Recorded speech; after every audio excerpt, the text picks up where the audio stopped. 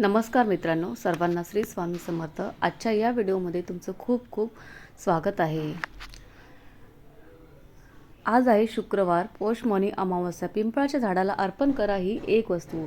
आयुष्यामध्ये जितके पितृदोष आहेत तितके नाहीसे होतात। भारतीय संस्कृतीमध्ये अमावस्येचा दिवस अत्यंत पवित्र आणि आध्यात्मिक मानला जातो।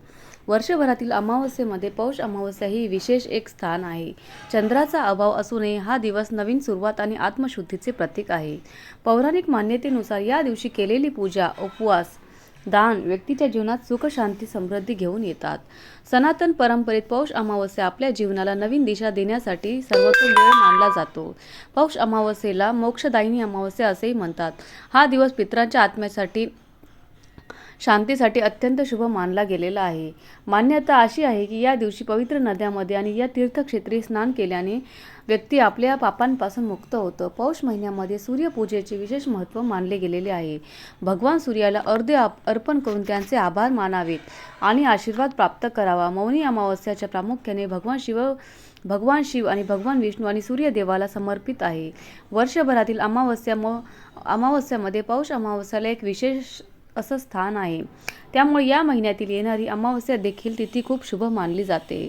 अमावस्या ही तिथी माता लक्ष्मीला समर्पित असते। तसेच या दिवशी आपल्या पितरांची देखील सेवा आणि उपासना जी आहे तर ती केली जाते। तर मित्रांनो, मौनी अमावस्येचा हा दिवस पवित्र नद्यांमध्ये स्नानासाठी अत्यंत आणि पवित्र मानला जातो। या दिवशी जर पवित्र गंगेमध्ये स्नान केले तर आपले सर्व वाईट कर्म, पापांचा नाश होऊन आपल्या प्रखर पितृदोष सुद्धा देखील दूर होतो। धार्मिक दृष्टीने हा दिवस अत्यंत आणि महत्त्वाचा अतिशय असल्यामुळे या दिवशी काही प्रभावी उपाय आणि या सेवा देखील केल्या जातात। आजच्या या व्हिडिओमध्ये आपण अतिशय प्रभावी असा एक उपाय आज आपण पाहणार आहोत। उद्या मौनी अमावस्येला तुम्ही काहीच नाही केलं तरी चालेल, पण आपल्याला पिंपळाच्या झाडाला ही एक वस्तू अर्पण करायची आहे। यामुळे आपल्या घरातील 100 पिढ्यांचा पितृदोष हा नष्ट होईल। आपली कितीही मोठे कर्ज असेल तर त्या दिवशी कर्जमुक्ती होईल। आपल्या घरामध्ये मुलांची प्रगती अगदी रात्रंदिवस होईल। साक्षात माता लक्ष्मी ही तुमच्यावरती प्रसन्न होईल, कारण अमावस्या ही तिथी ही माता लक्ष्मीला समर्पित आहे। अशी कोणती वस्तू जी आहे तर ती पिंपळाच्या झाडाला अर्पण करायची आहे आणि कोणत्या वेळेत अर्पण करायची आहे ही संपूर्ण माहिती आपण आजच्या या व्हिडिओमध्ये पाहणार आहोत। त्यामुळे तुम्ही हा व्हिडिओ शेवटपर्यंत नक्की पहा आणि चॅनलवरती नवीन असाल तर चॅनलला सबस्क्राईब करा आणि व्हिडिओला एक लाईक करून माता लक्ष्मीची कृपा, आशीर्वाद तुमच्यावरती सदैव राहो, तुमच्या कुटुंबावरती सदैव राहो असे जर तुम्हाला वाटत असेल तर कमेंट बॉक्समध्ये जय माता महालक्ष्मी असे नक्कीच लिहा। तर मित्रांनो, हा उपाय रविवारी तुम्हाला 18 जानेवारी रोजी दिवसभरामध्ये कधी करू शकता। संपूर्ण दिवसभर, रात्रभर ही अमावस्या तिथे असणार आहे। त्यामुळे अगदी सकाळपासून ते संध्याकाळपर्यंत जेव्हा तुम्ही कधी शक्य होईल तेव्हा, वेळ भेटेल तेव्हा ही वस्तू एक तुम्हाला पिंपळाच्या झाडाजवळ ठेवायची आहे। पिंपळाच्या झाडाला हिंदू धर्मामध्ये विशेष महत्त्व आहे। पिंपळ हे एक पवित्र वृक्ष मानलं जातं। पिंपळ हे माता लक्ष्मीचे निवासस्थान मानले जाते आणि अमावस्येच्या दिवशी खास करून पिंपळ वृक्षाची आवर्जून पूजा केली जाते। अमावस्येच्या दिवशी माता लक्ष्मीची देखील खास करून पूजा केली जाते, कारण आपण दिवाळीत लक्ष्मीपूजन देखील दिवाळीच्या अमावस्येलाच करत असतो। यामुळे सुख, समृद्धी आणि शांती प्राप्त होते। अमावस्येच्या दिवशी आपण शनिदेवाची पूजा करत असतो, तसेच विष्णूची देखील पूजा आपण करत असतो आणि आपल्या पितरांची देखील पूजा आपण करत असतो। आणि या एका झाडामध्ये हे सर्व देवी देवता जे आहेत ते वास करत असतात। पिंपळाच्या झाडावर शनिदेवाचा देखील वास असतो। असे मानले जाते की या दिवशी या झाडाची पूजा केली तर शनिदेवाची वक्री दृष्टी आपल्यावरती पडत नाही। शनिदेव आपल्यावरती सदैव प्रसन्न राहतात। तसेच या दिवशी पिंपळाच्या झाडाला भगवान विष्णूचे स्वरूप मानले गेलेले आहे, तर याची पूजा देखील आपल्याला प्राप्त होते। तसेच लक्ष्मी या झाडांच्या पानामध्ये वास करते आणि पितरांचा देखील वास असतो, म्हणून या झाडाची पूजा केल्याने आपले पित्र देखील प्रसन्न होतात। आपल्याला प्रखर पितृदोषापासून मुक्तता मिळत असते। आणि जर तुम्ही अमावस्येच्या दिवशी आपण कुठली सेवा उपाय केले नाही आणि फक्त पिंपळ वृक्षाची जरी पूजा केली तरी तुमच्या जीवनात अनेक अडचणी ज्या आहेत तर ते दूर होतात।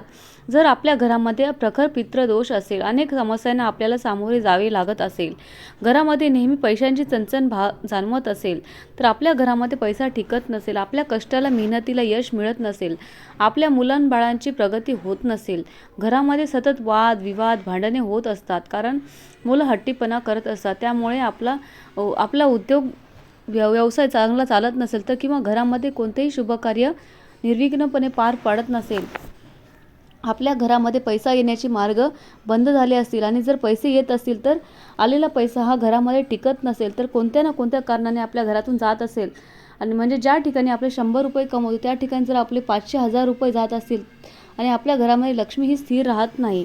घरामध्ये लक्ष्मी असणे म्हणजे फक्त पैसाच असणे असे नाही, तर घरामध्ये व्यक्तीमध्ये एकोपा राहणं, घरामधील व्यक्तीमध्ये प्रेम राहणं हे सुद्धा खूप महत्त्वाचं आहे.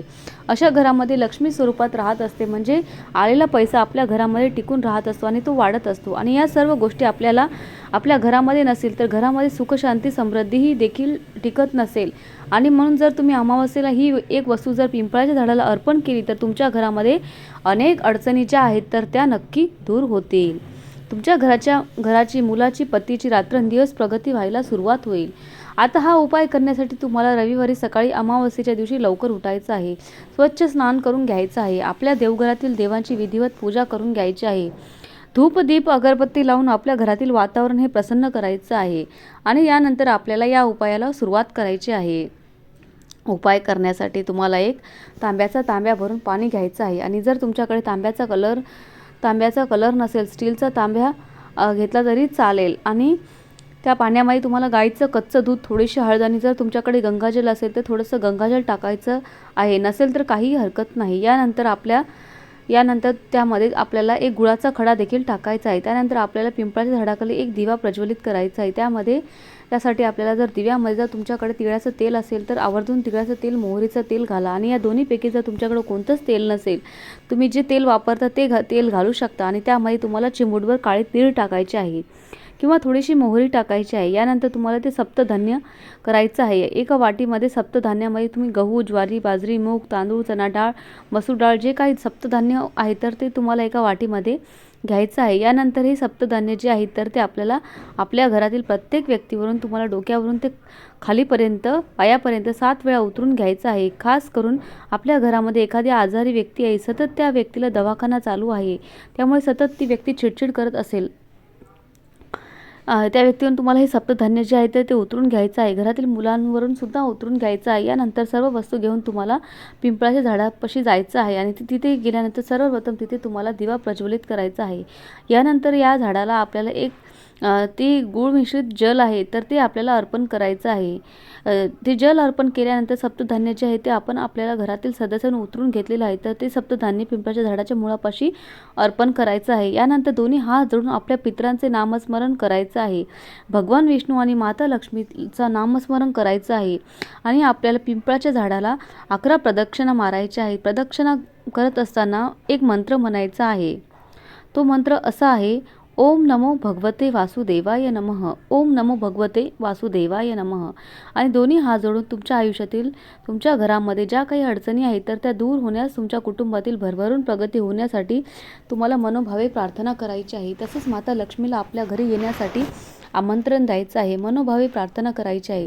तर अशा पद्धतीने तुम्हाला ज्या काही वस्तू आहेत तर त्या पिंपळाच्या झाडाला आवर्जून मौनी अमावस्येच्या दिवशी अर्पण करायच्या आहे. जर तुम्ही या वस्तू मनोभावे अर्पण केल्या तर नक्की तुमचे 100% आयुष्यामधील सर्व कामे होतील. तुमची संकटे, अडचणी, 100 पिढ्यांचा पितृदोष नक्की दूर होईल. ही सगळी पूजा करून झाल्यानंतर तुम्हाला पिंपळाच्या 11 पानं आणायची आहेत. खाली गळून पडलेली असेल तर ते देखील आणू शकता, नसेल तर तुम्ही पिंपळाची 11 पानं तोडून आणू शकता. पण ही पानं तुम्ही कशासाठी तोडत आहात तसं तुम्हाला पिंपळाच्या झाडाला सांगून या वृक्षाची पानं 11 तोडून आणायची आहेत. त्याची एक माळ बनवायची आहे. ही माळ तुम्हाला मारुतीला अर्पण करायची आहे. या दिवशी मारुतीला ज्या प्रकारे आपण रुईचं पान माळ चढवतो त्याचप्रमाणे पिंपळाच्या पानाची देखील माळ अर्पण केली जाते. जर या दिवशी आपण मारुतीला पिंपळाच्या पानाची माळ, नारळ आणि काळे उडीद अर्पण केले आणि एक कणकेचा दिवा, मोहरीचा दिवा, तेलाचं तेल अर्पण करून केला तर आपल्याला प्रत्येक कामात यश मिळते. आपल्याला सर्व मनोकामना देखील पूर्ण होतात आणि म्हणून तुम्हाला हा उपाय देखील खूप महत्त्वाचा उपाय तुम्हाला अशा पद्धतीने करायचा आहे. तर अशा पद्धतीने तुम्हाला ही एक वस्तू पिंपळाच्या झाडाला अर्पण करून मनातील सर्व इच्छा मनोकामना व्यक्त करायची आहेत आणि आपल्या जीवनातील संकट, दुःख, अडचणी दूर व्हाव्यात अशी मनोभावे प्रार्थना करायची आहे. जर तुम्हाला आजचा हा व्हिडिओ माहितीपूर्ण वाटला असेल, आवडला असेल तर व्हिडिओला एक लाईक नक्की करा. ही माहिती उपयुक्त वाटली असेल तर नक्की शेअर करा आणि चॅनलला सबस्क्राईब करून आम्हाला प्रोत्साहित करा. धन्यवाद. श्री स्वामी समर्थ.